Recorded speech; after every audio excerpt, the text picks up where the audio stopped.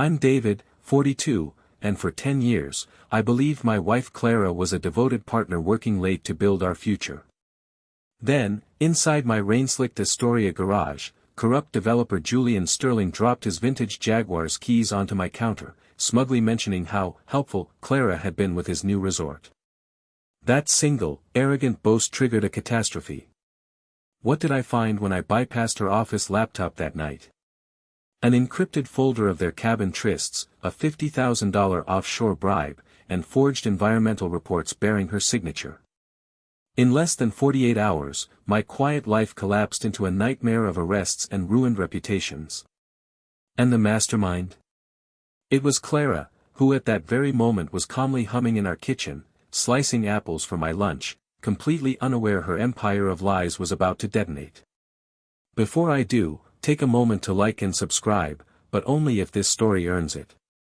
Drop your city and your local time in the comments. I like knowing who's out there. Chapter 1. The rain in Astoria, Oregon, never really stops, it just changes from a heavy downpour to a cold, clinging mist that creeps into the joints of old buildings and old men alike. I stood in the center of my workshop, the scent of motor oil and damp concrete filling my lungs, watching the rain streak across the high windows. It had been 10 years of quiet marriage to Clara, 10 years of building a reputation as the most meticulous mechanic on the coast, but all of that felt like a lifetime ago. Now, every sound in the garage seemed amplified, every shadow elongated by the flickering fluorescent bulbs overhead. The bell above the bay door chimed, cutting through the steady hum of the compressor, and a sleek, black 1966 Jaguar E-Type rolled slowly onto the concrete floor.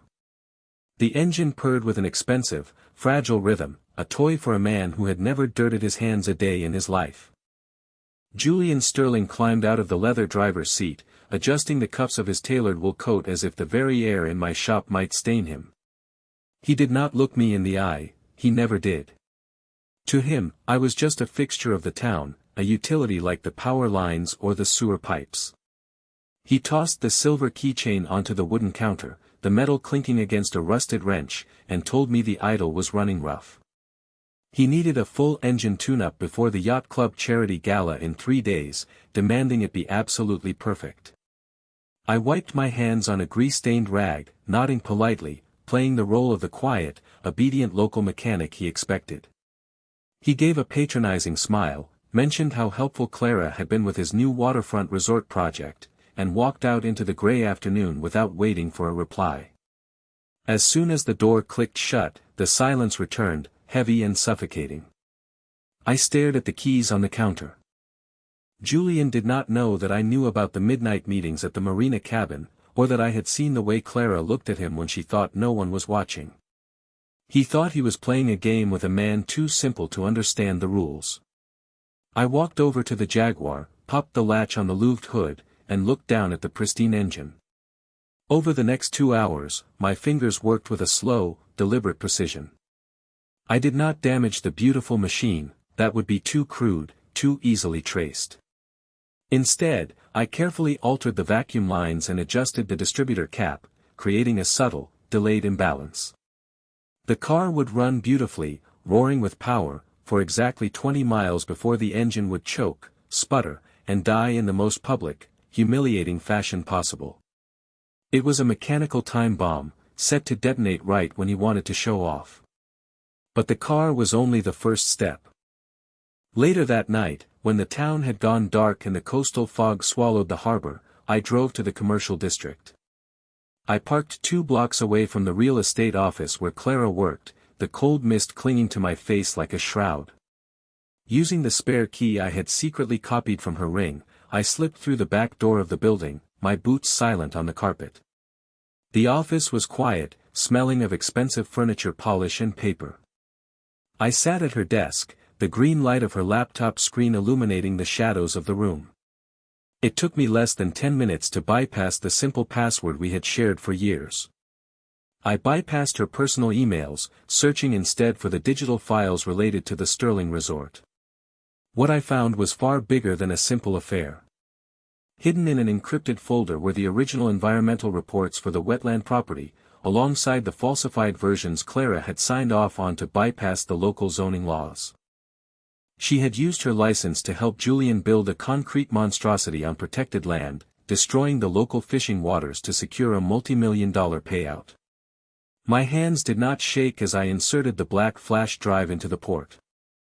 I copied every document, every fraudulent signature, and every email, saving them right alongside the high-resolution photographs of their nights in the cabin. When the transfer was complete, I shut down the computer, locked the office door behind me, and walked back out into the fog, the weight of their ruin resting quietly in my coat pocket. The drive back to our house in the dark was the longest of my life, the flash drive burning a hole in my pocket like a hot coal. When I slipped into bed, the mattress groaned, and Clara stirred, her warmth radiating in the cool room. She reached out, her hand resting on my chest, her breathing steady and deep. I lay there frozen, staring at the ceiling, wondering how a person could sleep so peacefully while carrying a lifetime of lies. The contrast between the soft woman beside me and the cold, hard data on the drive in my dresser drawer was almost too much to bear. The next morning, the domestic routine resumed as if nothing had changed. Clara poured coffee, her eyes bright as she discussed the final preparations for the yacht club charity gala. She spoke of Julian with a polished, professional distance, calling him Mr. Sterling and discussing the environmental clearance as a triumph for the community. I watched her lips move, marveling at her ability to spin poison into gold, keeping my face a mask of quiet, supportive ignorance. By afternoon, I was back in the shop, the black Jaguar glistening under the shop lights. Julian arrived at 3 o'clock, his presence loud and demanding. He climbed into the driver's seat and turned the key. The engine roared to life, a perfect, throaty growl that brought a smug smile to his face. He patted the wooden steering wheel, tossed a handful of $100 bills onto my counter, and told me I was a decent grease monkey after all. I smiled, thanked him, and watched the taillights of the Jaguar disappear down the highway. In my mind, the countdown had begun. 20 miles of perfect performance, and then the vacuum lines would collapse, leaving him stranded and helpless. But the mechanical sabotage was only a minor distraction compared to the real work. That evening, I met with a young AV technician named Leo, who was running the projection system for the gala. He was a quiet kid, struggling to pay his tuition, and the $500 cash I slid across the table was more than enough to buy his cooperation. I handed him the black flash drive and gave him very simple, very precise instructions. He looked at the drive, then at me, his eyes wide with a mixture of fear and excitement, but he nodded and pocketed the plastic casing. The night of the gala arrived with a cold wind blowing off the Columbia River, whipping the flags on the yachts docked outside the club. The grand ballroom was a sea of black ties, glittering sequins, and the artificial warmth of Astoria's high society. I walked in wearing a rented tuxedo that pinched my shoulders, feeling like a ghost wandering through a dream. Clara was already there, wearing a stunning emerald dress that caught every light in the room. She was standing next to Julian, her hand lightly brushing his arm as they spoke with the mayor. They looked like royalty, the perfect developer and his brilliant real estate partner, basking in the admiration of a crowd that had no idea they were about to be ruined. Clara spotted me from across the room, her smile faltering for a fraction of a second before she recovered her composure. She walked over, her heels clicking on the polished hardwood, and asked what I was doing there. I took a sip of my cheap whiskey, looked her dead in the eye, and told her I wouldn't miss her big moment for the world. Chapter 3. The Astoria Yacht Club sat on heavy cedar pilings that groaned with the rising tide of the Columbia River, a grand wooden structure designed to look like a historic lodge but filled with the expensive, sterile luxury of modern wealth. Outside, the storm was a relentless sheet of gray, throwing salt spray against the towering double-paned windows of the ballroom, making the dark water of the harbor churn in angry whitecaps. Inside, the air was thick with the suffocating scent of expensive catering, pine-scented candles, and the heavy, musky perfumes of the local elite who had gathered to celebrate their own prosperity. I stood near the far end of the mahogany bar, my hand wrapped around a lowball glass of cheap bourbon that tasted mostly of melted ice and water. The rented tuxedo felt like a straitjacket, the stiff white collar digging into my neck every time I turned my head, and my fingers, thick and permanently stained with the black grease of 1,000 engines, looked entirely out of place against the polished crystal glass.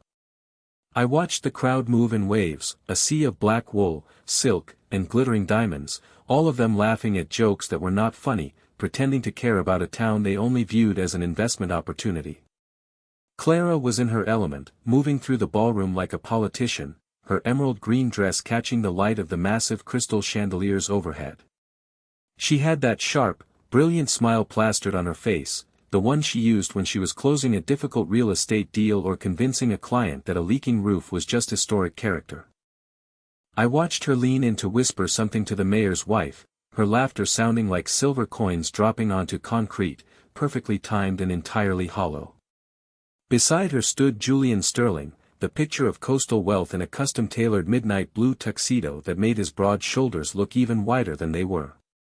He held a glass of champagne in one hand, his other hand resting casually, almost possessively, on the small of Clara's back.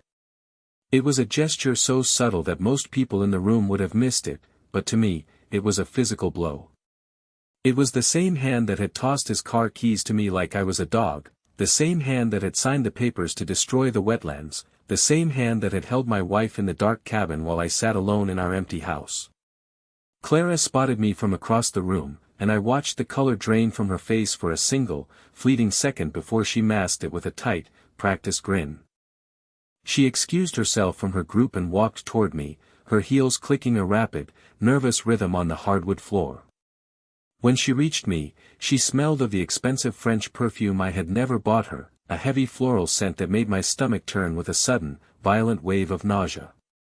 She asked me what I was doing there, her voice a low, frantic whisper that barely carried over the din of the crowd. She told me this was a professional event, a crucial night for her career, and that I was going to embarrass her if I stayed. I looked down at her, seeing the desperation behind her perfectly applied makeup, the tiny lines of tension around her eyes that she could not hide. I told her I was just there to support my wife, to see the culmination of all her hard work on the new resort project. She reached out, her fingers touching my arm, trembling slightly as she tried to soften her tone. She begged me to go home, promising that we could talk about our marriage tomorrow, that she knew things had been tense between us, but that tonight was not the time or the place. I smiled, taking a slow sip of my watered-down drink, and told her she had nothing to worry about. I told her I wanted everyone in this room to see exactly who she was. She frowned, confused and deeply unsettled by the words, but before she could press further, the brass chimes sounded across the ballroom, signaling that the presentations were about to begin. The crowd began to drift toward the main stage at the far end of the room, where a massive projection screen had been lowered from the ceiling, hanging like a white shroud above the podium. I watched Clara walk back to Julian, her posture stiff, her eyes darting back to me once more before she took her place beside him at the edge of the stage. Julian stepped up to the microphone, the feedback whining slightly before settling into a deep, authoritative hum that commanded the room. He began to speak, his voice smooth and filled with the practiced confidence of a man who had never been told no in his entire life. He spoke of progress, of bringing prosperity to Astoria, of turning a forgotten, muddy stretch of coastline into a world-class destination. He talked about the jobs the Sterling Resort would create, the families it would support, and the respect they would show to the local heritage. It was a beautiful speech, filled with all the right buzzwords, and the crowd was eating it up, nodding in agreement and smiling at the promise of new money. Behind him, the screen remained dark, waiting for the promotional video that would showcase the architectural renderings of the resort. I looked across the crowded room toward the elevated AV booth at the back of the hall.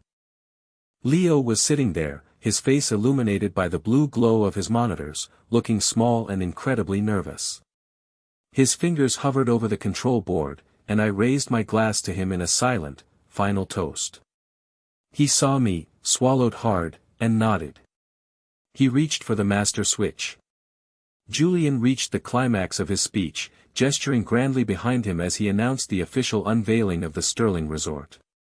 The lights in the ballroom began to dim, plunging the crowd into a warm, expectant darkness.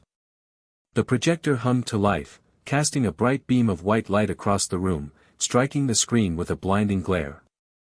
But instead of the high-definition digital fly-through of a luxury hotel, the screen flickered, displaying a grainy, high-contrast video. The audio did not play a sweeping orchestral score. Instead, a low, wet sound of heavy breathing filled the room, amplified by the massive surround sound speakers. The crowd went instantly still, the collective breath of 200 people catching in their throats. On the screen, the frosted glass window of the marina cabin was visible, but the camera was positioned close, capturing the unmistakable silhouettes inside. The light from the cabin interior was bright enough to show every detail. It was Clara, her blonde hair wild, her head thrown back as Julian lifted her onto the mahogany desk. The raw, desperate sounds of their passion filled the grand ballroom, bouncing off the high rafters, loud and impossible to ignore. For a few seconds, the room was locked in a state of absolute, paralyzed shock. No one moved. No one spoke.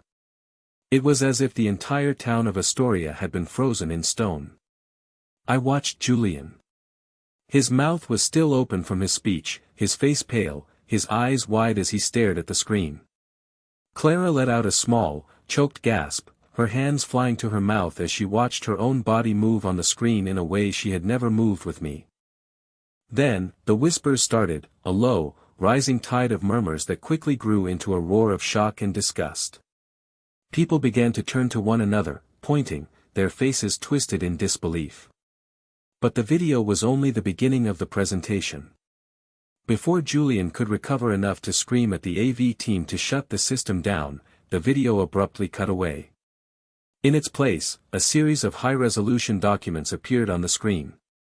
The first was the official environmental impact report for the resort property, clearly marked with the state seal, detailing the catastrophic damage the construction would cause to the local salmon habitats and the protected wetlands. Beside it, the screen showed the falsified report, the one that claimed the land was dry, barren, and safe for development.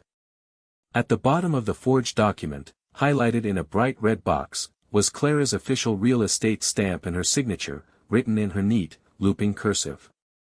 The next slide showed a series of bank transactions, detailing a transfer of $50,000 from Julian's corporate account to a private offshore account in Clara's name, dated the very day the forged report had been submitted to the county commissioner.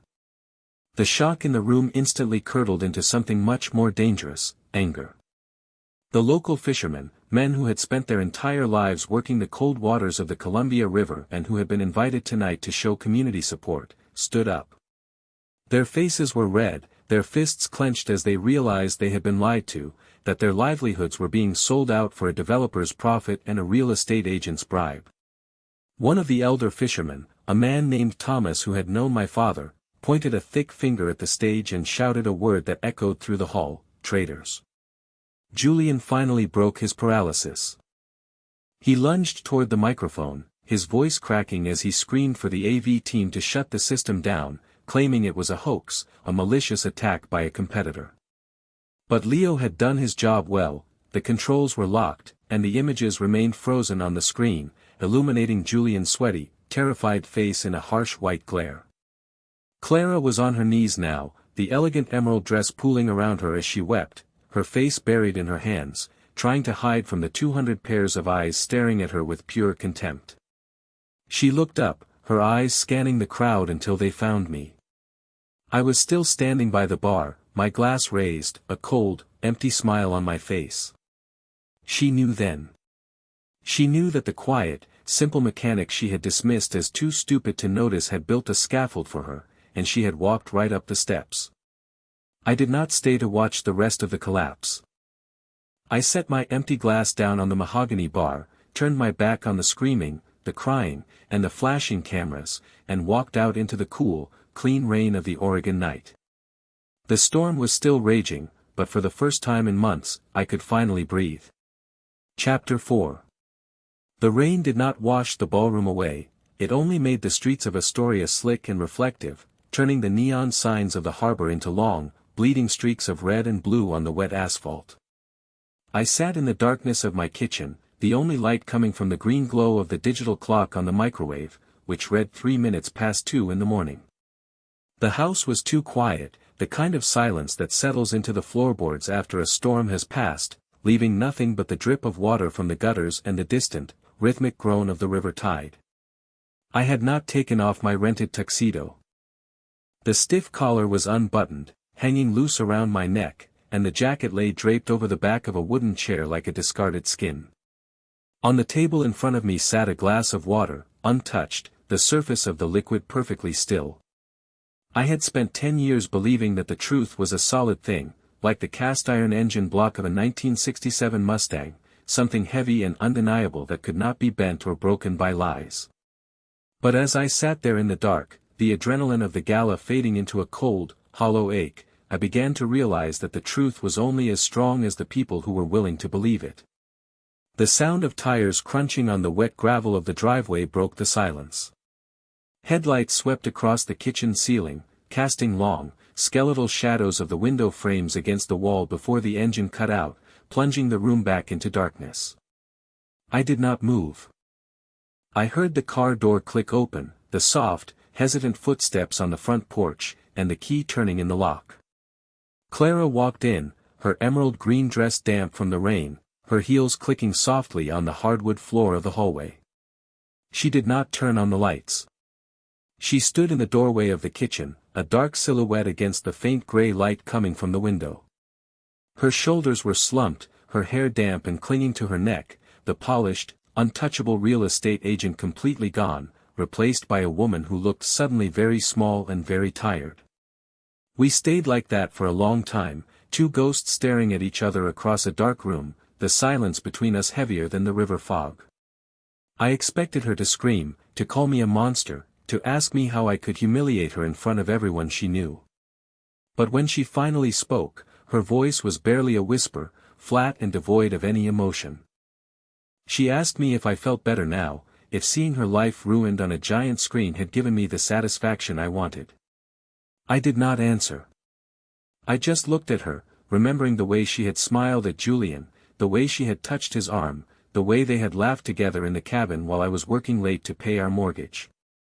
She let out a short, bitter laugh that sounded more like a choke, stepping into the kitchen and leaning against the counter. She told me I was incredibly naive if I thought a video and a few documents would change anything in this town. She told me Julian was already on the phone with his lawyers before the police even cleared the ballroom, and that by tomorrow morning, the narrative would change. She said I had no idea of the kind of power Julian possessed, or the depth of the pockets of the people who were backing his resort project. She walked past me, her silk dress rustling in the dark, and went upstairs to the guest bedroom, leaving the scent of her expensive, damp perfume lingering in the cold air. By Monday morning, the shift had already begun, just as Clara had warned. I arrived at my workshop at 6 o'clock, the sky a bruised, heavy purple that promised more rain. When I opened the local newspaper, the front page did not mention the environmental fraud or the affair. Instead, the headline screamed about a vicious, high-tech cyber attack targeting a prominent local developer during a charity event. The article, written by a reporter whose husband happened to be on the board of Julian's development company, framed the entire projection as a malicious, fabricated deepfake created by an estranged, unstable husband seeking revenge. It spoke of Julian's reputation, his generous donations to the community, and the tragedy of a local business leader being subjected to such a personal, high-tech assault. There was no mention of the wetlands, no mention of the $50,000, and no mention of the forged signatures. The truth was being systematically erased, rewritten in black ink before the ink from the gala invitations had even dried. I was sitting at my desk, staring at the newspaper, when the phone rang. It was Leo, the young AV technician. His voice was trembling so hard I could barely understand him, his words tumbling out in a frantic, terrified rush. He told me that Julian's security team had found him on Sunday night. They had cornered him in his apartment, threatening him with 20 years in federal prison for computer hacking, wiretapping, and corporate espionage unless he cooperated. He had broken immediately, giving them my name and admitting that I had paid him $500 to run the flash drive. Leo was crying, apologizing over and over, telling me he had a mother to support and that he couldn't go to jail. I told him it was all right, that I didn't blame him, and hung up the phone. The trap I had built so carefully was beginning to spring back on me, the steel jaws turning toward my own neck. An hour later, a clean, white sedan pulled up to the shop, and Officer Mike Brennan climbed out. Mike and I had gone to high school together, played on the same football team 30 years ago, and he had always been a fair man. But as he walked into my garage, his face was set in a hard, professional grimace, his eyes avoiding mine as he adjusted his duty belt. He did not ask about the Mustang or the Jaguar. He pulled a small notebook from his pocket and told me he was there to ask some questions about the incident at the yacht club. He said Julian Sterling had filed an official complaint, accusing me of illegal surveillance, hacking, and extortion. Mike looked around the shop, his eyes lingering on the computer on my desk, and told me, off the record, that I had made a massive mistake. He said Julian had the district attorney in his pocket, and that they were looking to make an example out of me to protect the resort investment. He told me to get a good lawyer, a really good one, because the storm that was coming was going to flatten my shop and everything I had ever built. Before Mike could leave, a second car pulled into the gravel lot, a black Mercedes with tinted windows. A tall man in a dark gray suit climbed out, carrying a thick leather briefcase. He walked into my workshop with the slow, confident stride of a man who owned every room he entered. He did not look at the grease on the floor or the tools on the walls. He walked straight to my counter and placed a thick stack of legal documents in front of me. He introduced himself as Julian's primary counsel and informed me that I was being sued for $5 million for defamation, tortious interference, and emotional distress. He also handed me a copy of a temporary restraining order, forbidding me from coming within 500 feet of Clara, Julian, or any of the Sterling development properties. He smiled, a cold, bloodless expression that did not reach his eyes, and told me that by the time they were finished with me, I wouldn't even own the shirt on my back. I stood there, the legal papers heavy in my hand, watching the lawyer walk back to his Mercedes. Across the street, parked in the shadow of an old warehouse, I saw Julian's black Jaguar E-Type. The engine was idling perfectly, the exhaust a faint white mist in the cold air. Julian was sitting in the driver's seat, his hands resting on the wooden steering wheel, watching me through the rain-streaked windshield. He did not look angry, he looked amused. He raised his coffee cup to me in a slow, mocking salute, shifted the car into gear, and drove away, the perfect purr of the engine mocking the 3 days of work I had put into sabotaging it. I realized then that my mechanical trap had failed, that his wealth had allowed him to simply pay someone else to fix the car before it could embarrass him on the highway. I looked down at the lawsuit, the names Clara and Julian printed in bold, clean letters at the top of the page. The town was already turning against me, the whispers in the diner and the hardware store changing from shock at Julian's betrayal to condemnation of my methods. I was no longer the victim of a cheating wife, I was the crazy, dangerous mechanic who had hacked a computer and ruined a charity event. The system was closing ranks to protect the money, and I was standing on the outside, completely alone. I walked over to my workbench, picked up a heavy iron wrench, and threw it against the brick wall. The metal clanged loudly, leaving a deep, white scar in the red brick, but the wall did not move. I sat down on my stool, the cold rain beating a steady, mocking rhythm on the tin roof of the garage, and realized that the fight had only just begun, and that the rules I had been playing by were completely useless. Chapter 5.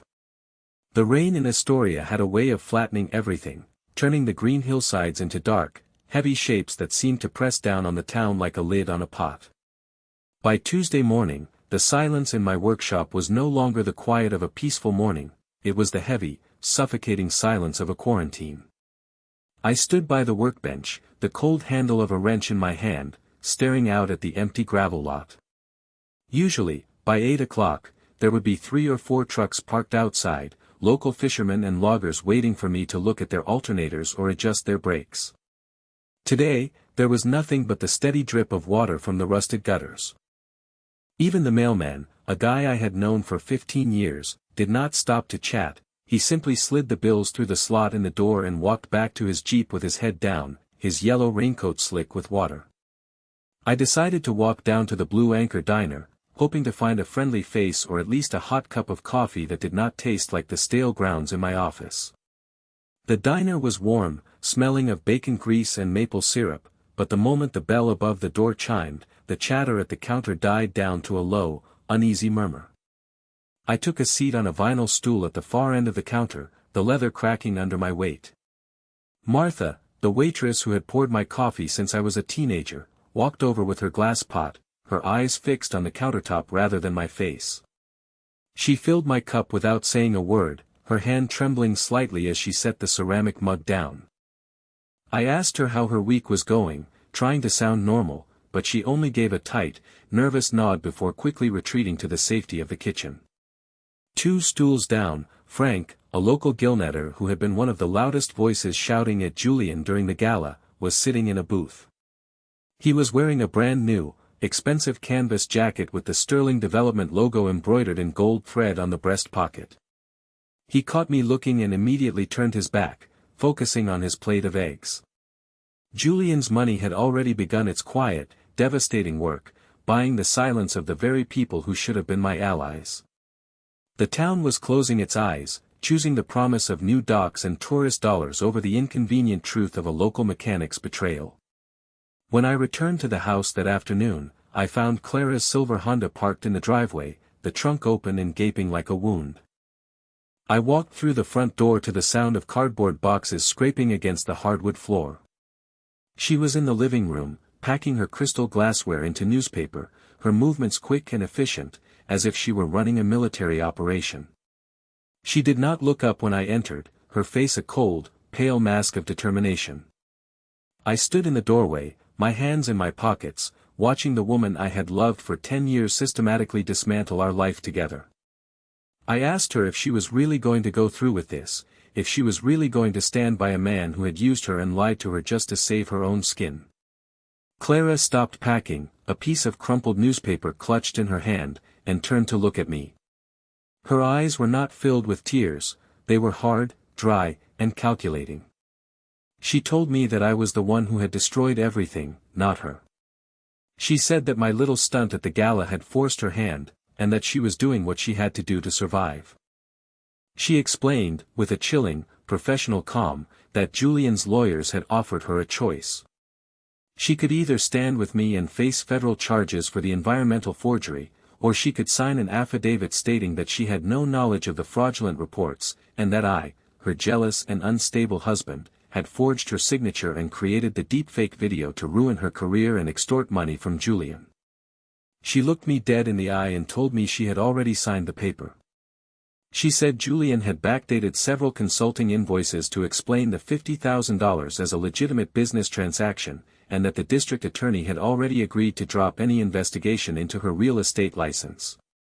She told me that in the real world, the truth did not matter, only who had the power to write the ending.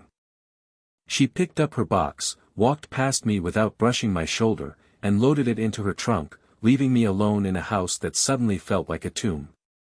Desperate for some kind of legal shield, I drove down to the docks to see Arthur Vance, an old attorney who had handled my father's estate and spent 70 years watching the tide come in and out of Astoria.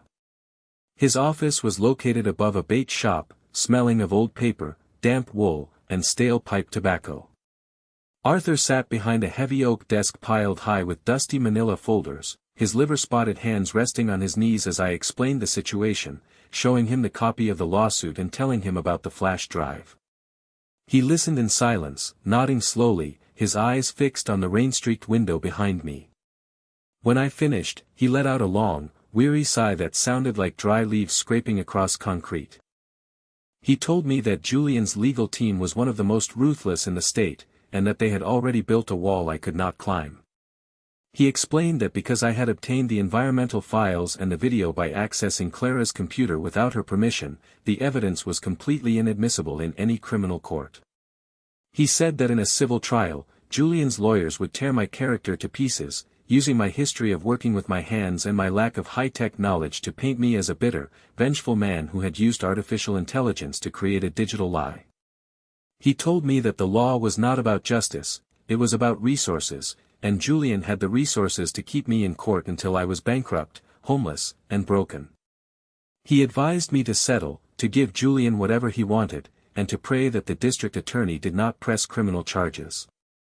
I walked out of Arthur's office into a cold, biting wind that whipped off the river, the reality of my situation finally settling into my bones like the damp cold. Julian was not just fighting me in the courtroom, he was systematically cutting off my air supply. When I got back to the shop, I found a letter from my bank waiting for me. My business line of credit, which I had used for 10 years to buy parts and equipment, had been summarily suspended due to the pending $5 million lawsuit. An hour later, the local auto parts distributor, a man I had bought oil and filters from for a decade, called to tell me that he could no longer deliver to my shop on credit, demanding cash up front for every spark plug and gasket. The economic strangulation was clean, quiet, and completely legal, designed to starve me out before I could even present my case to a judge. By Friday morning, the trap was fully set, and the steel teeth were ready to close.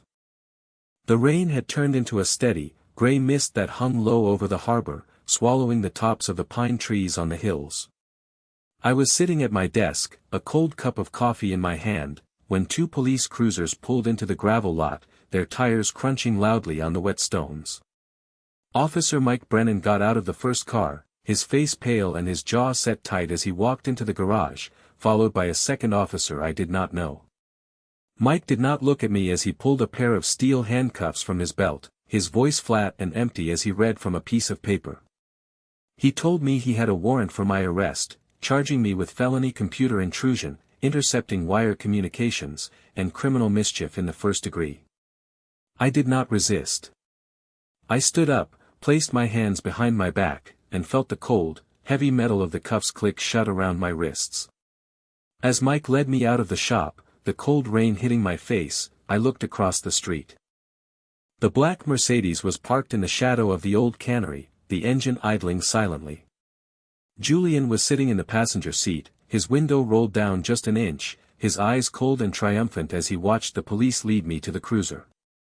Beside him sat Clara, her face turned away, looking down at her lap as if she could pretend she was not there. The neighbors were standing on their porches, watching from behind their screen doors as the local mechanic was loaded into the back of a police car like a common thief. The siren did not wail, there was no need for noise. The system had done its job, protecting the wealthy and the corrupt while burying the man who had dared to show the truth. As the cruiser pulled away, leaving my quiet workshop behind, I looked back at the empty gravel lot and realized that the town had already forgotten me, and that the only thing waiting for me was the cold, dark silence of a holding cell. Chapter 6.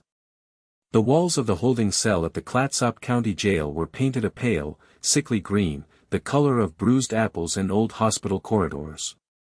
A single fluorescent tube hummed overhead, casting a harsh, buzzing light that never went out, making it impossible to tell whether the gray mist outside had turned to night or if a new day had begun. I sat on the edge of the narrow iron bunk, the thin wool blanket smelling of industrial detergent and the sweat of 100 men who had sat here before me, waiting for a justice that rarely came. My hands, usually so busy with the familiar weight of wrenches and grease, lay empty in my lap, the skin scrubbed raw by the jailhouse soap but still carrying the faint, dark crescent of motor oil beneath the fingernails. Through the small, barred window in the heavy steel door, I could hear the distant, muffled sounds of the jail, the clinking of metal trays, the heavy tread of the guards' boots on the concrete floor, and the occasional, desperate shout of an inmate echoing down the tier. It had been 3 weeks since the night of my arrest, 3 weeks of watching the slow, deliberate machinery of the county legal system grind my life into dust. Arthur Vance came to see me on a Thursday afternoon, his breath smelling of the peppermint lozenges he used to mask the scent of his pipe tobacco. He looked older than he had in his office, his eyes watery and tired behind his thick spectacles as he sat across from me at the small metal table in the visitor's room. He laid out a stack of legal documents, his liver-spotted fingers trembling slightly as he sorted through the pages. He did not look me in the eye when he told me the district attorney had officially upgraded the charges. They were no longer just looking at misdemeanor trespassing, they were charging me with multiple counts of felony computer intrusion, unlawful interception of communications, and first-degree criminal mischief. The prosecutor, a young man with political ambitions who had received a significant campaign contribution from Julian Sterling's development company, was pushing for the maximum sentence. They were talking about 7 years in the state penitentiary, with no possibility of parole for the first 3. I asked Arthur about the environmental reports, about the clear, undeniable proof that Julian and Clara had forged the documents to destroy the wetlands. Arthur shook his head slowly, a look of profound weariness on his face. He told me that Judge Thomas Harrison, who had been assigned to my case, had already ruled on the defense's motion to suppress. Because I had obtained the files by copying them from Clara's office computer without her consent, the judge had ruled the entire flash drive inadmissible under the state's privacy laws. The law, Arthur explained in his dry, cracking voice, did not care that the documents proved a crime, it only cared that I had broken the law to get them. To make matters worse, Julian's legal team had hired a digital forensics expert from Portland, a man with 3 degrees and a $1,000 suit, who had submitted a 60-page report claiming the video from the marina cabin had all the hallmarks of a sophisticated deepfake, created with artificial intelligence to damage Julian's reputation. The preliminary hearing was held on a rainy Tuesday morning, the courtroom packed to the doors with the people of Astoria. I sat at the defense table in my orange jail jumpsuit, the heavy iron shackles around my ankles clinking with every small movement I made. I looked back at the gallery, searching for a friendly face, but there was none. The local fishermen, the men I had known for decades, sat with their arms crossed, their faces hard and unforgiving. The local newspaper had spent the last 3 weeks running front-page articles about the cyber-stalker mechanic who had terrorized his wife and tried to extort money from a prominent local businessman. The narrative had been completely rewritten, polished and shined until the truth was entirely invisible. I was no longer the betrayed husband, I was a dangerous, unstable man who had let jealousy drive him to madness. Clara took the stand as the prosecution's star witness, and she played her part with a terrifying, flawless precision. She was dressed in a conservative gray wool suit, her blonde hair pulled back in a neat, professional bun, her face pale and devoid of makeup to emphasize her grief. She spoke in a soft, trembling voice that forced the entire courtroom to lean forward to hear her. She told the prosecutor that I had been growing increasingly paranoid and controlling over the last 2 years, that I had become obsessed with her work and her success. She claimed that she had never had an affair with Julian, that their relationship was entirely professional, and that the video shown at the gala was a sick, fabricated nightmare I had created using photographs I had stolen from her phone. When the prosecutor asked her about the $50,000, she produced backdated invoices showing it was a legitimate consulting fee for her work on the resort's land acquisition. She looked at the jury box, a single, perfect tear escaping her eye and rolling down her cheek, and whispered that she was terrified of what I would do to her if I were ever released. Julian sat in the front row of the gallery, his arm draped protectively around Clara's shoulders as she returned to her seat after her testimony. He was wearing a dark, expensive suit, his hair perfectly styled, looking every bit the benevolent savior of the town. He did not look at me, but I could see the faint, smug curve of his lips, the absolute certainty of a man who knew he had won. He had used his wealth to buy the media, the lawyers, the experts, and the silence of the community, and the system had rewarded him for it. The truth had been treated as a nuisance, a minor inconvenience that could be easily swept away with enough money and influence. Judge Harrison did not take long to make his decision. He ruled that there was more than enough probable cause to bind me over for trial on all counts. He denied Arthur's motion to reduce my bail, keeping it set at $500,000, an amount he knew I could never pay. As the bailiff stood up to lead me back to the holding cell, I looked at the crowd of my neighbors, the people I had lived alongside for 30 years. They looked back at me with a mixture of pity and disgust, shaking their heads as if they were watching a rabid dog being led away to be put down. They had chosen the promise of the resort, the promise of jobs and tourist dollars, over the life of a man who had fixed their cars and helped them build their homes. While I sat in my cell, waiting for a trial whose outcome had already been decided, the destruction of my life was completed. The bank foreclosed on my workshop, the property seized to satisfy the pending civil lawsuit Julian had filed against me. The tools my father had given me, the heavy iron lifts, the diagnostic computers, and the half-restored 1969 Mustang were all auctioned off to the highest bidder to pay for my legal fees. The house we had lived in for 10 years, the one where I had painted the kitchen yellow because Clara liked the light in the morning, was put on the market, the sign in the front yard bearing the logo of Clara's real estate agency. I was being systematically erased from the town, my name turned into a cautionary tale about the dangers of letting a working-class man think he could challenge the people who owned the land. The final blow came on a Friday morning, exactly 6 weeks after my arrest. Arthur Vance visited me one last time, his face pale and his hands shaking as he handed me a copy of the morning paper. The headline did not mention my upcoming trial, it was a celebration of the official groundbreaking ceremony for the new Sterling resort. On the front page was a large, full-color photograph of the protected wetlands, the green reeds and pristine water already partially buried under a thick layer of gray gravel. In the center of the photo stood Julian and Clara, side by side, their hands clasped together over the handle of a golden shovel. They were both smiling, their faces bright with the promise of a wealthy, successful future, surrounded by the mayor, the county commissioners, and the very fishermen who had once called them traitors. I stared at the photograph, the ink smudging under my thumb, feeling a cold, hollow weight settle into my chest. The two people who had destroyed my marriage, forged the documents to ruin the local environment, and lied under oath to put an innocent man in prison were standing on the ruins of the town's future, being celebrated as heroes. The law had not protected me, it had been used as a weapon to strip me of my freedom, my livelihood, and my reputation, while shielding the corrupt and the wealthy from the consequences of their crimes. I folded the paper, set it down on the cold metal table, and walked back to my bunk, the sound of the rain against the high, barred window of my cell the only constant in a world that had abandoned me to the dark.